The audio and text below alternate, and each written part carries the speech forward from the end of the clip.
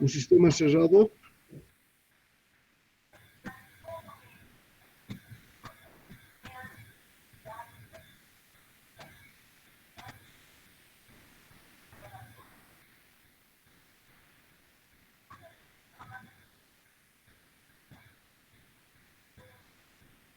y un sistema abierto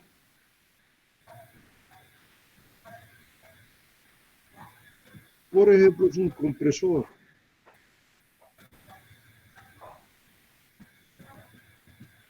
El compresor lo que hace es, cuando yo le doy trabajo, comprime, por ejemplo, desde una presión 1 hasta presión 2 y entra un flujo másico de aire, ¿sí?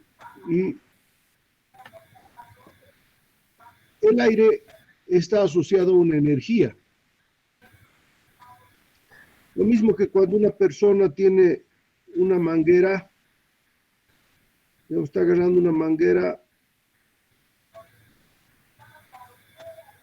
y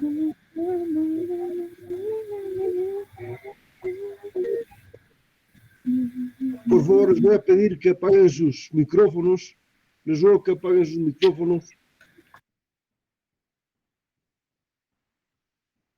Ya. Esta persona tiene una manguera y por esta manguera está saliendo un flujo, ¿no es cierto? Una masa. Pero este flujo está saliendo con una presión, ¿sí? Y además hay un flujo, esta masa también es un volumen, porque tiene un volumen. Supongamos, dice 10 litros por minuto. ¿Sí? Supongamos que tenemos una manguera con bastante presión. Si yo tengo basura, digamos, aquí en el piso, con esta manguera tranquilamente la podría mover. ¿Sí? Es decir, este flujo puede ser un trabajo, ¿no es cierto? Es una energía, eso se llama energía de flujo. La presión por un flujo volumétrico, eso es una energía de flujo.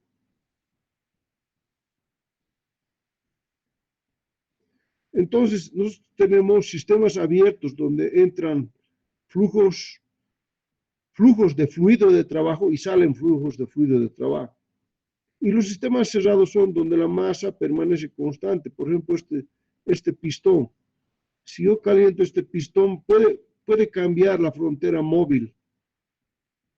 Puede cambiar esta frontera, es decir, puede crecer esto, cambia el volumen. Pero el sistema es cerrado, en cambio es un sistema abierto. ¿Ya? Entonces, a eso se refiere cuando nosotros hablamos de sistemas cerrados, de sistemas de masa fijo. Dice, la energía puede cruzar los límites de un sistema cerrado solo en forma de calor o trabajo. Para sistemas abiertos o volúmenes de control, la energía puede atravesar la superficie de control en forma de calor, trabajo y energía transportada. La energía transportada viene siendo, ¿sí?, la energía de flujo. Por ejemplo, como les repito, como el aire que sale, por ejemplo, de un turbosoplador. Hay unas máquinas, por ejemplo, para limpiar las hojas que caen de los árboles. Entonces, yo con ese soplador empujo todas las hojas y limpio, ¿sí? Entonces, eso tiene una energía transportada a través de las corrientes de masa que cruzan la superficie de control. Ahora consideramos cada uno de estos modos de transporte de energía a través de los límites del sistema termodinámico general. Les he explicado que un sistema tiene un volumen de control y ese volumen tiene áreas de control y por esas áreas es por donde se intercambia masa y energía. Considere que el sistema que se muestra a continuación se mueve con una velocidad. Es un sistema, tiene su frontera, está yendo a una velocidad y está yendo y tiene una energía potencial. Por lo tanto, tiene una energía cinética y tiene una energía potencial. Este es el centro de masas. El plano de referencia es Z igual a 0.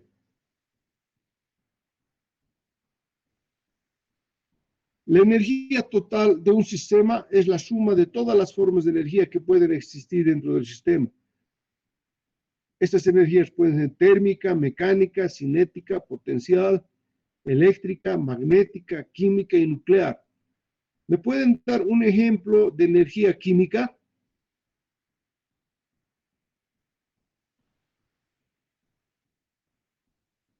¿Alguien se anima a darme un ejemplo de energía química?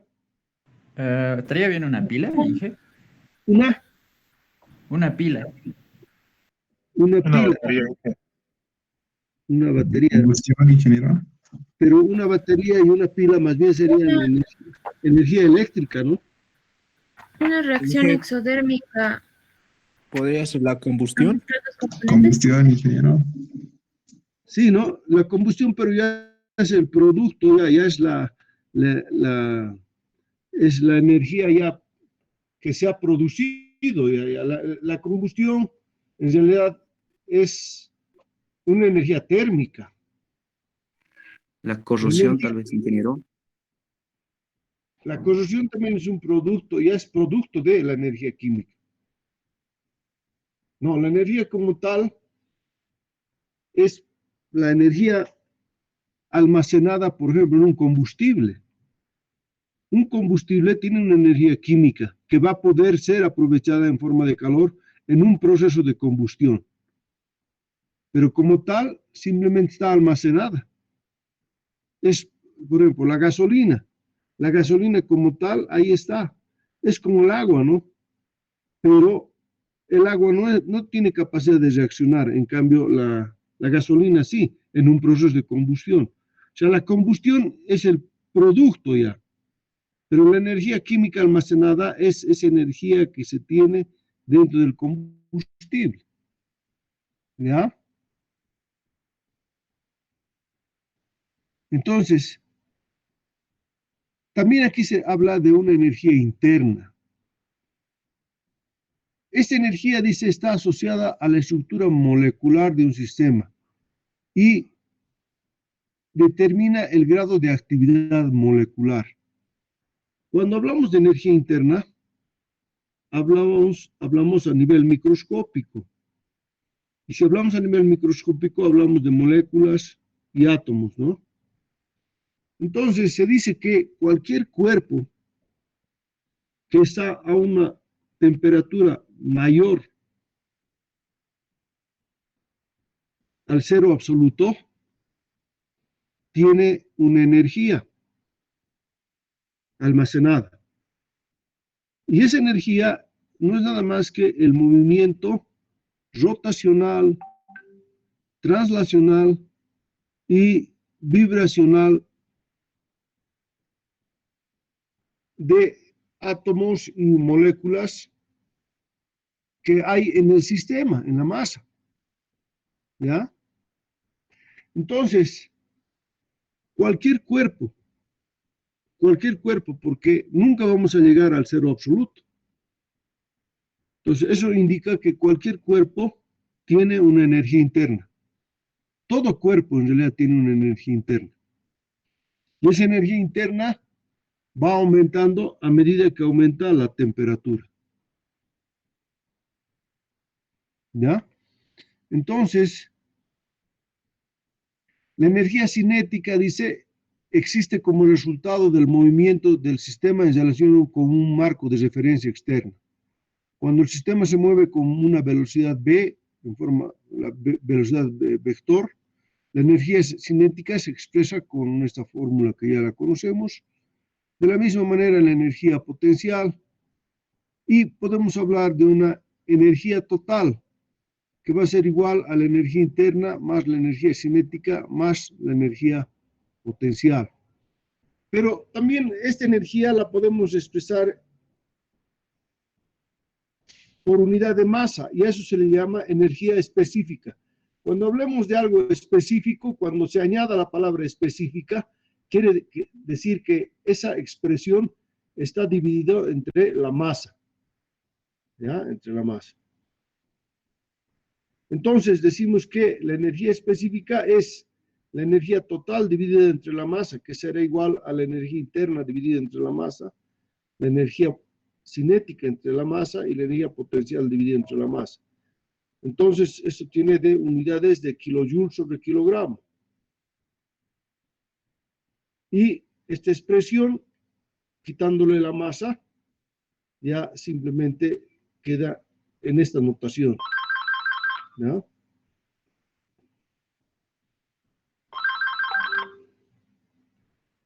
El cambio en la energía almacenada de un sistema viene dado por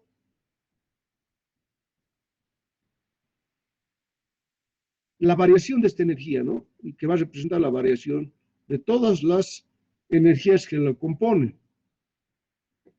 Luego decimos que la mayoría de los sistemas cerrados permanecen estacionarios durante un proceso. ¿Qué quiere decir estacionario? Esto es bien importante. Estacionario quiere decir que no varía con el tiempo, nada más. No hay variación con el tiempo. Ahora, un flujo estacionario, ¿qué querrá decir? Un flujo estacionario es nada más que yo tengo una pila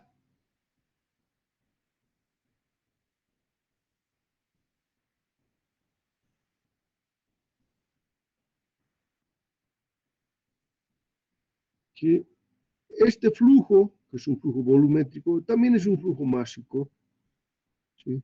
Es constante. O sea, quiere decir que este flujo volumétrico no es una derivada del volumen con respecto al tiempo, sino es una constante. Sí, es una constante. Cuando es derivada ya se complican las cosas, porque una derivada ya quiere decir que es una ecuación diferencial. En cambio, cuando esto es constante, ¿sí? Ya no tenemos no tenemos una ecuación diferencial, sino tenemos simplemente una ecuación. Lo que entra es igual a lo que sale, ¿sí? Entonces, cuando el flujo es constante, se dice que este es un flujo estacionario, ¿ya? Es un flujo estacionario. Entonces, ¿sí? La mayoría de los sistemas cerrados permanecen estacionarios durante un proceso y por lo tanto no experimentan cambios en su energía cinética y potencial. El cambio en la energía almacenada es idéntico al cambio en la energía interna para sistemas estacionarios. O sea, esto es cero y esto es cero, simplemente me queda como la variación de la energía es igual a la variación de la energía interna, simplemente. Esto para sistemas cerrados. Para sistemas cerrados.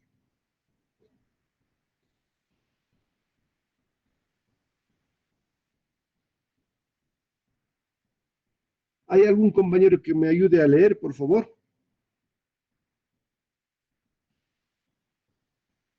Que sepa leer bien. Sí, ingeniero. Adelante. Transporte de energía por calor y trabajo y la convención clásica de signos. La energía puede cruzar la frontera de un sistema cerrado solo por calor o trabajo. La transferencia de energía a través de los límites de un sistema debido únicamente a la diferencia de temperatura entre un sistema y su entorno se denomina calor. La energía transferida a través de los límites de un sistema que se puede considerar como la energía gastada para levantar un peso se llama trabajo. El calor y el trabajo son mecanismos de transporte de energía entre un sistema y su entorno. Las similitudes entre el calor y el trabajo son las siguientes. Número 1. Ambos se conocen en los límites de un sistema cuando cruzan los límites. Ambos son fenómenos de límites. Número 2. Los sistemas poseen energía, pero no calor ni trabajo.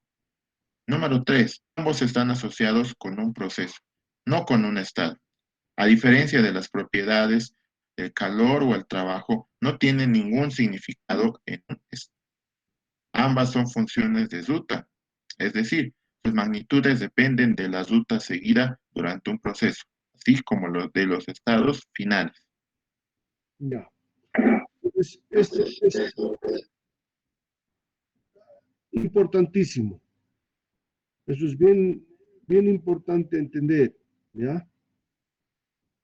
El calor y el trabajo no son propiedades termodinámicas. Hemos dicho que las propiedades termodinámicas son la masa, el volumen, la entalpía, la entropía, naturalmente el volumen específico, la densidad, la energía interna. ¿Ya? Entonces, la energía interna, además, cuando hablo de energía interna, es la energía interna específica por unidad de masa. ¿Ya? Entonces, en un proceso, también esto es bien importante, ¿sí? En un proceso, el calor y el trabajo dependen de la trayectoria, Eso también, creo que esto ya lo dijimos en la anterior clase, ¿no? Que esto es, eso justamente es, ¿no? ¿Sí? ¿A qué sería igual en una gráfica presión-volumen? El trabajo. Sabemos que el trabajo, ¿sí? El trabajo es el área bajo la curva, ¿no?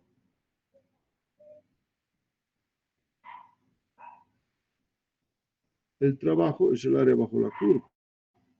¿Sí? Entonces, esto es la integral de la presión diferencial del volumen. Ese es el trabajo, ¿no? Ahora, este trabajo va a depender de qué, de esta trayectoria. No es lo mismo que esto sea una recta, o no es lo mismo que esto tenga esta forma. El trabajo va a depender de la trayectoria, ¿sí? Entonces, el trabajo, si no es, esta integral no es una derivada del trabajo, conste, es un diferencial del trabajo, son dos signos diferentes. ¿Ya? Cuando yo integro esto, cuando yo integro esta diferencial, esto es B2 menos B1, ¿no es cierto? No es esto, no es. Pues es una diferencial. Cuando yo integro una diferencial, es el trabajo desde 1 hasta 2. El trabajo desde 1 hasta 2. ¿Cómo es el trabajo desde 1 hasta 2? Va a depender de la trayectoria. ¿Ya? Entonces no es una derivada común, sino es una diferencial. Eso es lo que quiere decir en este punto. ¿Ya? Ambas son funciones de ruta, es decir, sus magnitudes dependen de la ruta seguida durante un proceso, así como de los estados finales.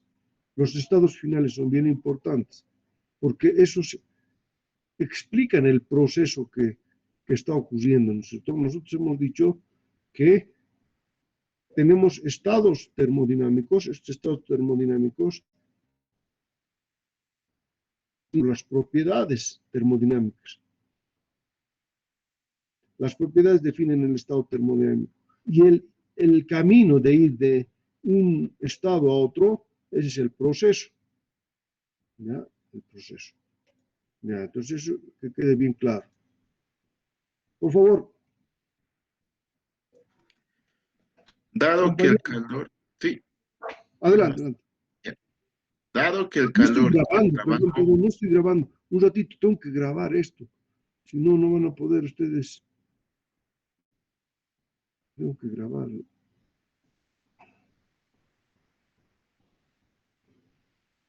Me van a hacer recuerdo siempre de grabar, ¿ya? Por favor. Adelante.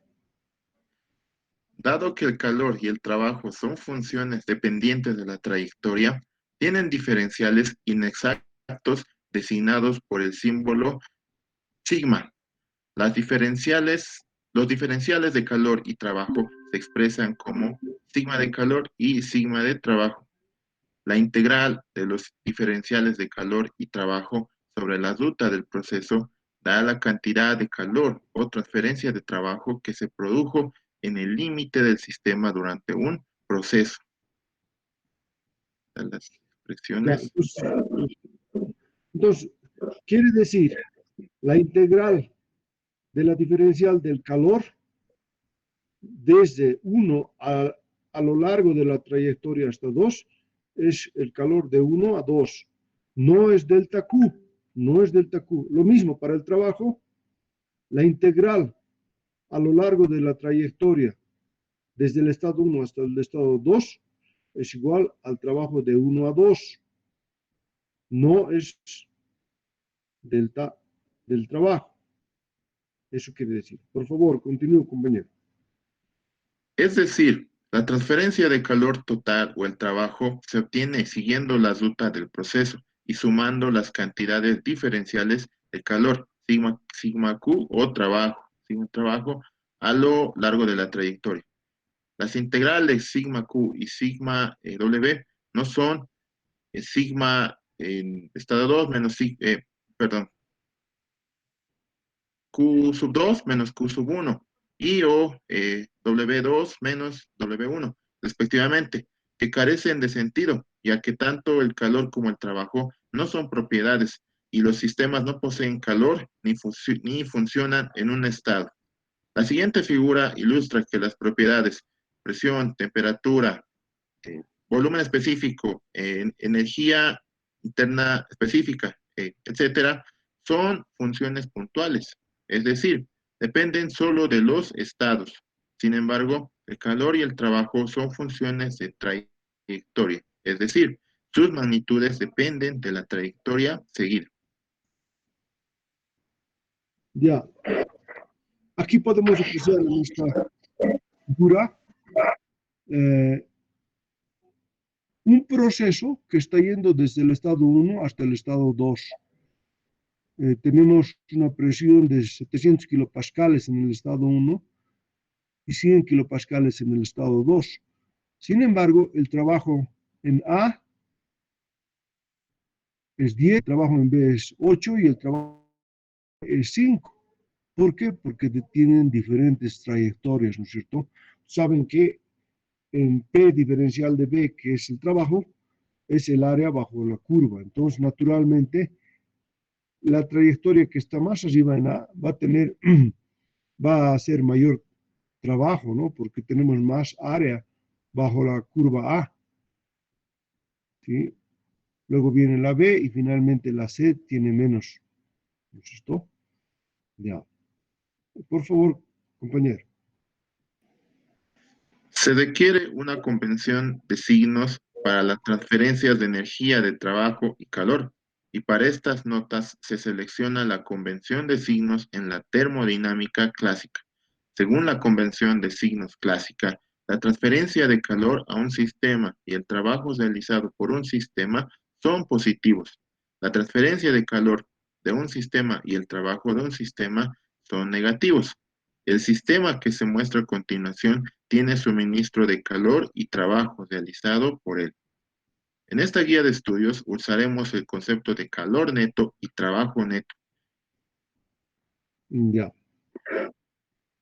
Aquí hay esto les voy a dar, ustedes pueden entrar, está en inglés, pero nos puede ayudar.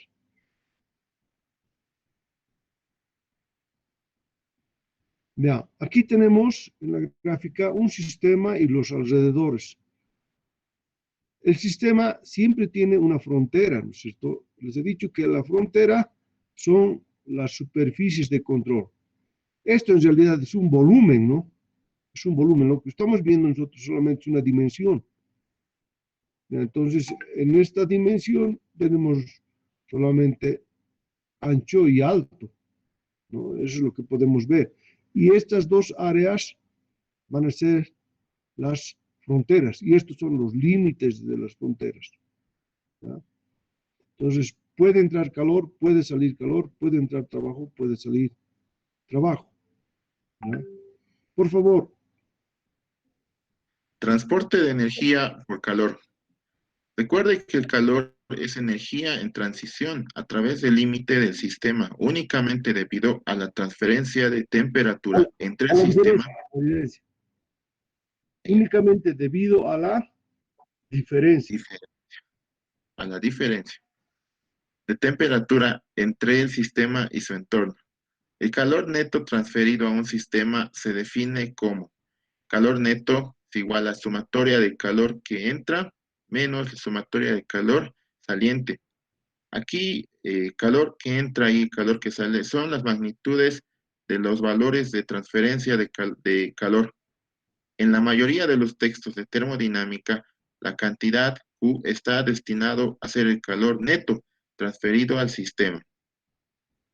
Que el calor neto, perdón, dado que la transferencia de calor depende del proceso, el diferencial de transferencia de calor, sigma Q, es denominada inexacta.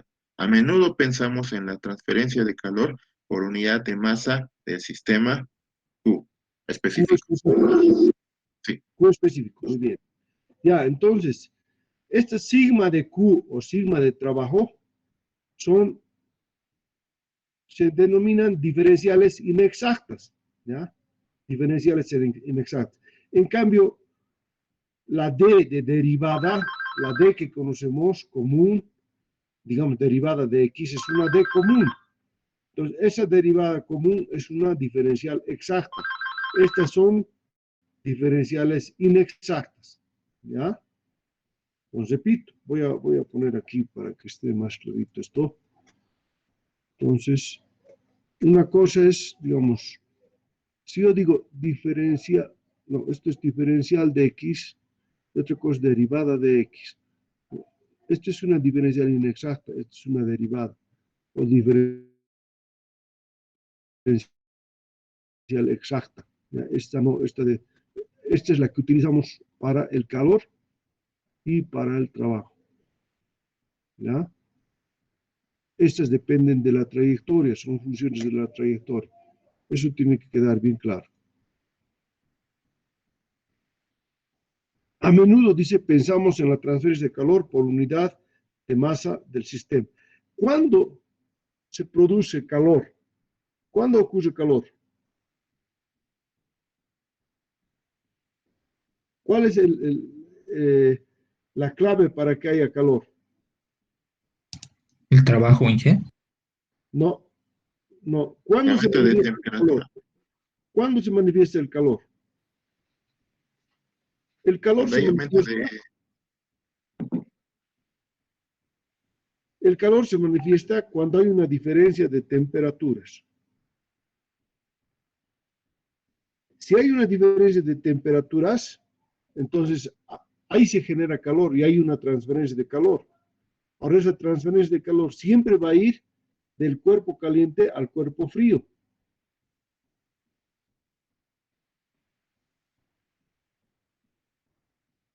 ¿Ya? ¿Cuándo siento frío? ¿Cuándo sentimos frío? Cuando estamos perdiendo calor. Cuando la temperatura de nuestro cuerpo es mayor que la temperatura ambiente, entonces estamos transfiriendo calor y sentimos frío, ¿no? ¿Sí? Entonces, por eso es que usamos la ropa. La ropa trata de evitar que haya esa diferencia de temperaturas. ¿Sí? Entonces, la ropa utilizamos como un aislante, ¿no? Para no transferir calor, para no sentir frío. Entonces, el sentir frío es perder calor, perder calor. Si ustedes tienen ahorita, están en su casa y tienen algo metálico, algo que sea de fierro, y tocan, ¿qué vamos a sentir? Frío, Inge. Frío. ¿Qué significa eso? Que el fierro, el metal, está absorbiendo calor de nuestras manos. Hay una diferencia de temperaturas, la temperatura de mi mano y la temperatura del fierro. Entonces yo estaré transfiriendo calor producto de esa diferencia de temperaturas, ¿no? Entonces el enfriamiento no es nada más que la pérdida de calor, ¿no? Sí, cuando algo se enfría, que sí que está perdiendo calor, eso quiere decir. Por favor, Adelante, compañero. Calor específico es igual a calor, Q mayúscula, entre la masa. La transferencia de calor tiene las unidades de energía medidas en julios. Usaremos kilojulios. O las unidades de energía por unidad de masa. Kilojoule por kilogramo. Recuerden, ¿no? Fíjense bien. La primera es una K minúscula. El otro es julio, ¿sí? Ese sí es mayúscula, ¿ya? Entonces, esa es la nomenclatura de la energía. De la energía. Esta energía puede ser calor o puede ser trabajo, ¿ya? Calor o trabajo. Ahora, la energía por unidad de tiempo, ¿qué es? Potencia. Potencia, ¿no es cierto? Entonces, kilojoule sobre segundo será watts o potencia, ¿no? Watts, ¿sí? Perdón, kilowatts. Si fuera joule sobre segundo sería watt, pero como es kilojoule sobre segundo es kilowatt, ¿cierto? Ya. Por favor, adelante. Dado que la transferencia de calor es energía en transición a través del límite del sistema debido a una diferencia de temperatura, existen tres modos de transferencia de calor en el límite que dependen de la diferencia de temperatura entre la superficie límite y el entorno. Estos son conducción, convección y radiación.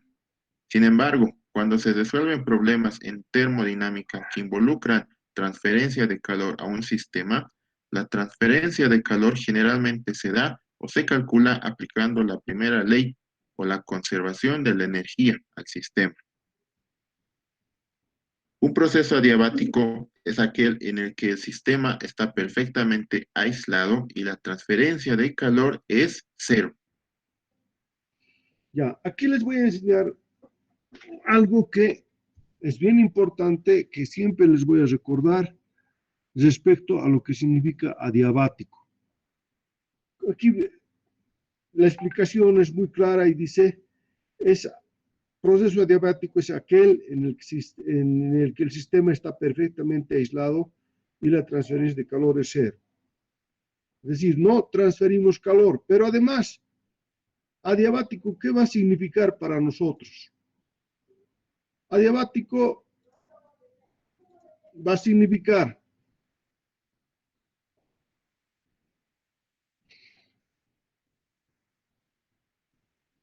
si yo hablo de adiabático,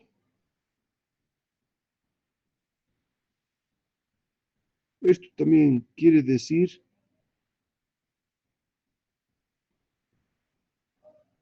reversible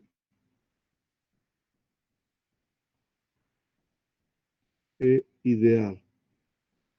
Entonces, además, isoentrópico. Entonces, si yo les digo, ¿qué es un proceso adiabático? Ustedes me pueden decir que es un proceso reversible, ideal e isoentrópico. Este término isoentrópico lo vamos a analizar más adelante, pero por el momento quiero que se quede internalizado en su memoria que cuando hablamos de un proceso adiabático, significa que este es un proceso reversible, es un proceso ideal y es isoentrópico. Reversible.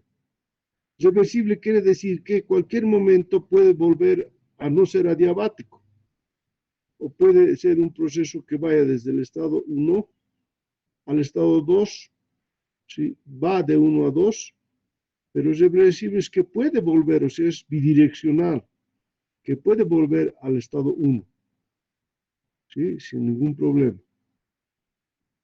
Ideal. Ideal es que no existe, ¿no? Que en la realidad no existe. Si un proceso adiabático no existe en la realidad.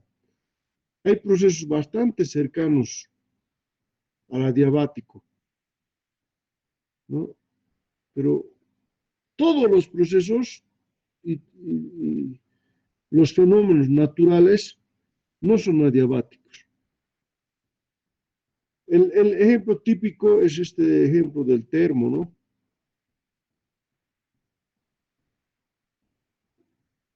yo almaceno agua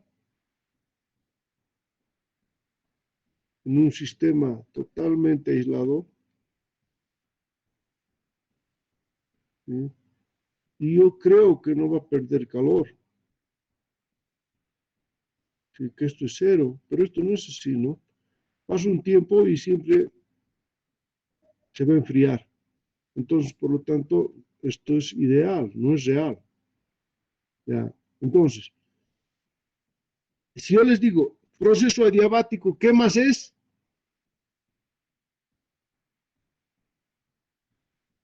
Reversible, ingeniero. ¿Qué más? Ideal. ¿Qué más? Isentrópico. Ya, no se olviden, ¿ya? No se olviden. Les voy a preguntar cualquier momento, o les puedo decir un proceso ideal. Si es ideal, es adiabático, es reversible y es isoentrópico. Si es isoentrópico, es adiabático, es ideal y es reversible. Entonces, todo proceso adiabático cumple además estas condiciones. Esto va a ser bien importante para que entendamos más adelante. Más adelante les explicaré también qué es un proceso isoentrópico. Por el momento no quiero entrar en detalles, porque primero tenemos que ver la segunda ley para tener una mejor explicación al respecto.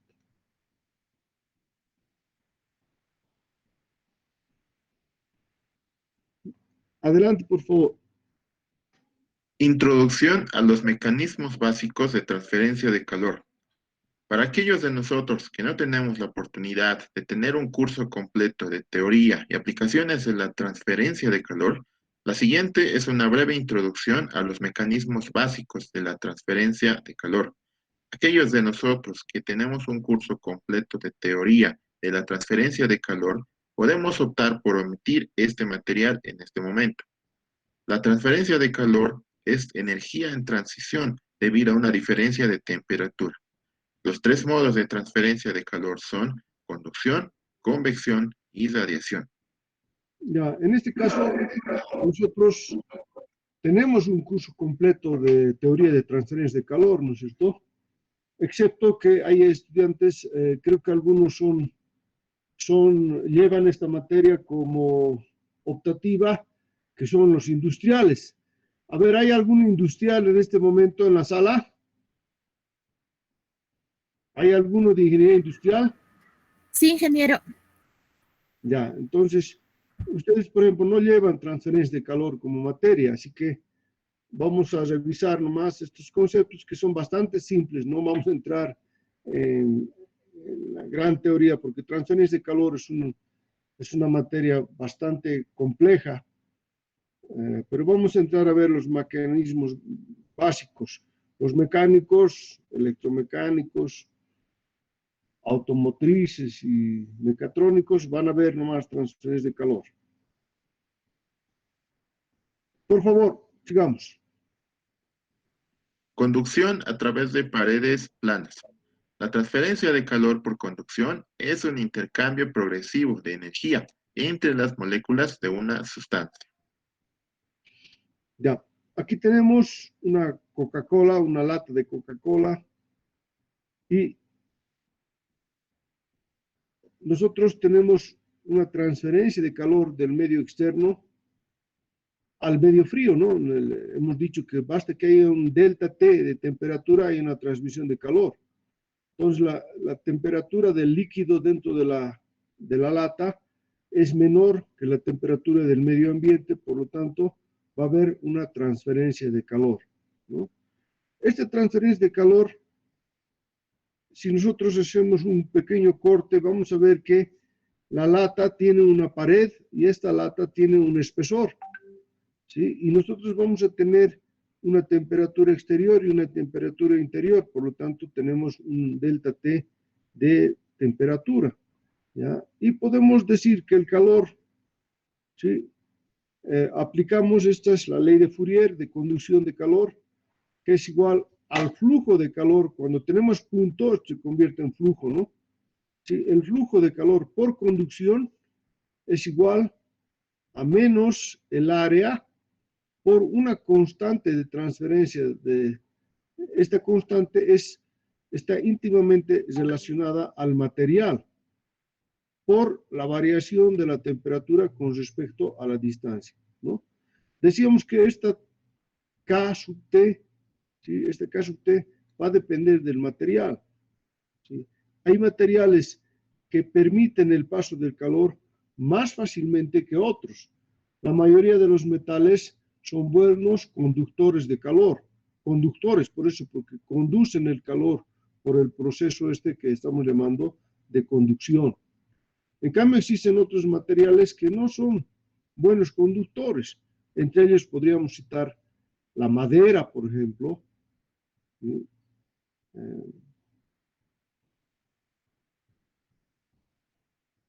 Y otros materiales que no son buenos transmisores de calor. Entre ellos tenemos el aire. El aire no transmite tan fácilmente el calor. Por eso es que en muchos casos,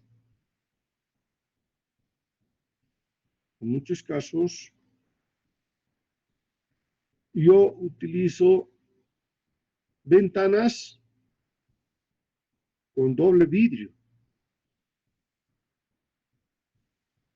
Ah, está mal.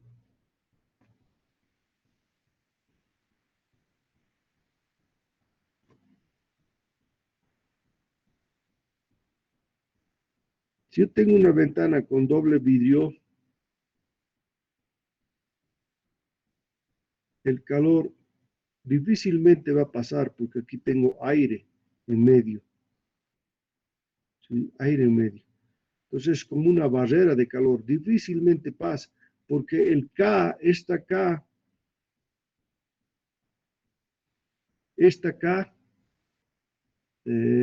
aquí está K, y esta K es muy baja. Si esta K es muy baja, entonces esto va a ser muy bajo también, ¿no? Si esto es chico, esto va a ser chico. Si esto es grande, esto va a ser grande. Entonces, esta es la conductividad del material, ¿verdad? La conductividad térmica. Y otra condición importante es el área, ¿no? Cuanto más grande será el área de transferencia de calor, mayor transferencia voy a tener. Si esta ventana la veo de esta manera, ¿sí? ¿Sí? El área va a depender mucho. Si el área es grande, tengo harta transferencia del calor. Si el área es chica, si el área solo es esta partecita nomás, entonces la transferencia de calor también va a ser chica. ¿No es esto? Ya. Entonces, a ver aquí la pregunta. ¿Por qué dos personas que... ¿Cuál siente más frío? Si una persona durmiendo sola o dos personas, o cuando uno duerme con otra persona. ¿Cuándo sentimos menos frío?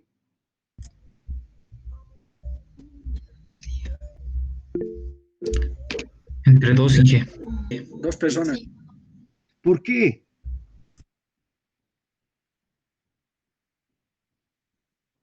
¿Qué dicen? Yo cuando duermo con otra persona no duermo. ¿Qué han dicho?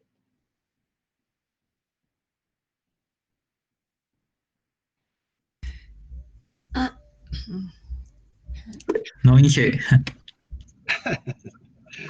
Miren, vamos a decir que, vamos a imaginarnos que es una persona, ¿ya? Una persona. No quiero poner detalles. Y esta es otra persona.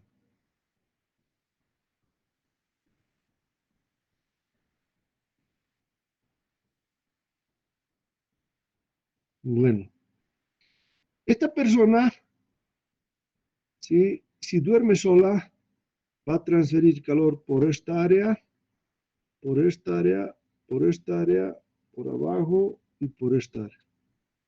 Este es un sistema con un volumen de control, con sus respectivas superficies de control. Y por todas estas áreas estamos rechazando calor. ¿Sí? Lo mismo esta, lo mismo esta, lo mismo esta, lo mismo esta otra y lo mismo esta. ¿Sí? Muy bien. Si yo tengo las dos personas juntas,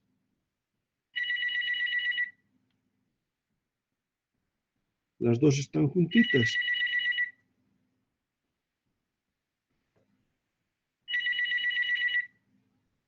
¿Sí?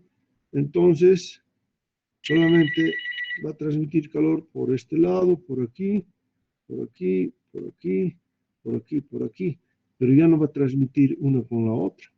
Porque a no ser que una sea más fría que la otra, es posible que transfiera, digamos, si esta persona es más caliente, puede transferir hasta ahí. Pero ya no van a perder calor. ¿Por qué? Porque hemos reducido el área de transferencia de calor. ¿Sí? Los animales son bastante inteligentes. Yo tengo mis perritos que les gusta dormir juntos. ¿Por qué? Porque saben transferencia de calor, saben lo que es conducción y se juntan lo más que pueden para qué, para evitar perder calor. ¿Sí? Entonces, el área de transferencia de calor estamos reduciendo. El área de transferencia de calor es muy importante. ¿Ya? ¿Te ha entendido? Entendido, Inge. Sí, Inge. Sí, ingeniero. Muy bien. Siendo que T sub 2 es mayor que T1, el calor fluye de derecha a izquierda en la figura interior, ¿no? ¿Sí? Esta delta T va a ser la variación entre las temperaturas, en este caso del ejemplo, ¿sí? De derecha a izquierda, porque esta T2 es mayor que T1. Entonces, el calor irá de adentro hacia afuera. Si esto no fuera una Coca-Cola, fuera una taza de café, el calor irá de izquierda a derecha, ¿no? Izquierda a derecha, irá al otro lado. ¿Ya? Bien.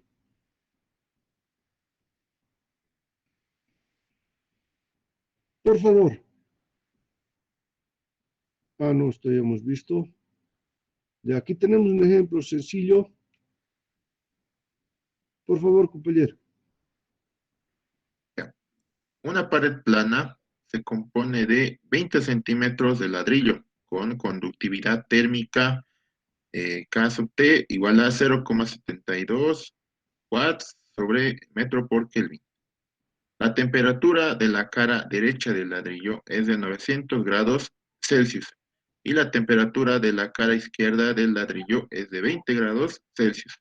Determine la tasa de conducción de calor a través de la pared por unidad de área de pared. Ya, entonces aquí lo que hacemos simplemente integramos. Este se llama el perfil de temperatura. Cómo está bajando la temperatura, ¿no? Desde afuera hacia adentro. Integramos, ¿sí? Y nosotros tenemos la conductividad, delta T es 900 menos 20, X es 20 centímetros, serían 0,2 metros, y esto nos da, ¿sí? Una transferencia de calor de 3.168 watts por metro cuadrado.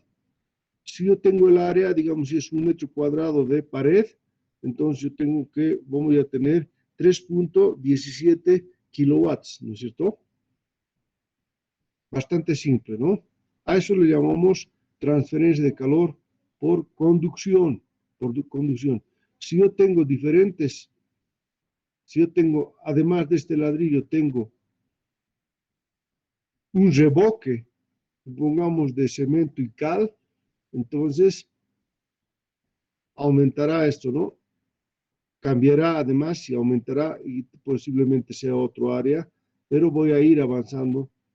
El calor siempre va a ser el mismo, ¿sí? Lo que va a variar son por dónde va el material, por dónde va a fluir ese calor. ¿Ya? Ya, ahora vamos a ver transferencia de calor por convección. Por favor, lea. La transferencia de calor por convección es el modo de transferencia de energía entre una superficie sólida y el líquido.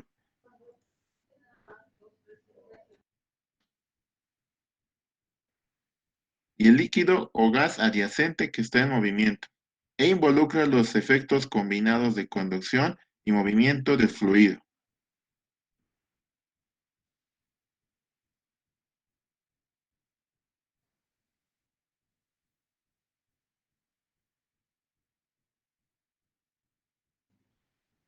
Ya, aquí, por ejemplo, tengo una variación de la velocidad del aire.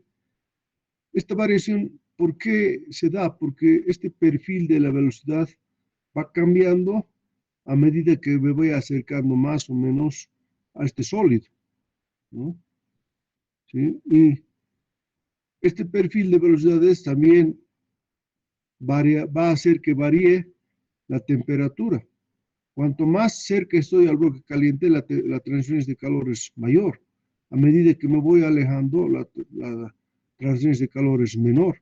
Entonces esto genera un perfil de velocidades, ¿no?